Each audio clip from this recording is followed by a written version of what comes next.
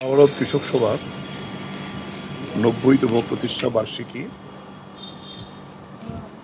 আমরা আজকে গোটা দেশের সঙ্গে ত্রিপুরা রাজ্য আমরা এটা পালন করতে যাচ্ছি।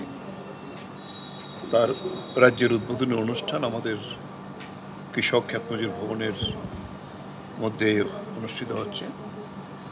সকালবেলা আমাদের প্রত্যেকটা জেলা, মহকুমা এবং বিভিন্ন লোকাল এবং বিভিন্ন প্রাথমিক কমিটিগুলিতেও ইতিমধ্যেই তা সম্পন্ন হয়েছে।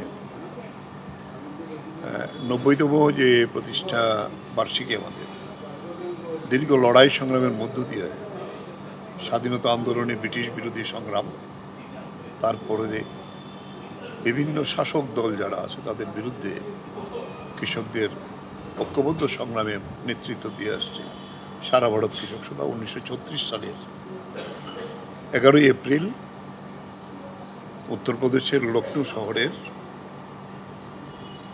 এআইসিসির যে অধিবেশন হয়েছিল 49th, যেখানে সভাপতিত্ব করেছিলেন পণ্ডিত জওহরলাল নেহরু, সেই অধিবেশনে প্রধান আলোচনা ছিল কৃষকদের যে সমস্যা তা কী করে নিরূপণ করা যায়, সমাজতান্ত্রিক চিন্তাভাবনা।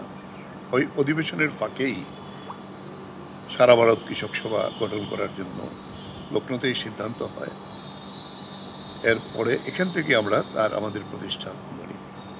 আজকে আমাদের গোটা দেশে 28টি রাজ্য, কেন্দ্রশাসিত অঞ্চল মিলিয়ে আমাদের প্রায় 460টি জেলাতে এই সংগঠন বিস্তৃতি লাভ করেছে। এবছর আমাদের সভ্য সংখ্যা বেড়ে প্রতি বছর এটা বাড়ছে।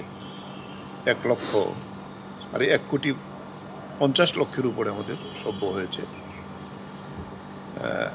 আমরা বলবো যে দীর্ঘ লড়াই এবং এখন যে বিজেপি সরকারের আক্রমণ তার বিরুদ্ধে এই লড়াই আমাদের সবচেয়ে বড় ঐক্যবদ্ধ লড়াই হয়েছিল।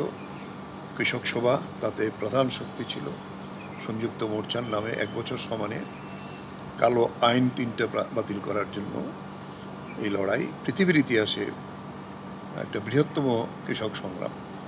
তাই এটাকে আমরা সারা বছর সমানে আমাদের দেশে এবং আমাদের রাজ্যে এটা প্রতিপালন করব। আজকে আমাদের এখানে পতাকা উত্তোলনের পরেই আমরা আমাদের হল সভার মধ্য দিয়ে তার সূচনা হবে আমাদের আলোচনা সভার, এবং এটা সারা রাজ্যেই হবে। এডিসি নির্বাচন সামনে, আমাদের কতগুলি অনুষ্ঠান আছে। তাই 20 তারিখের পর থেকে আমরা প্রত্যেকটা জেলা, মহকুমা কেন্দ্রে আমাদের আলোচনা সভা হবে।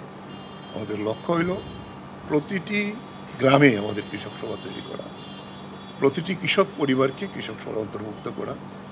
এই লক্ষ্য নিয়ে আমাদের কৃষক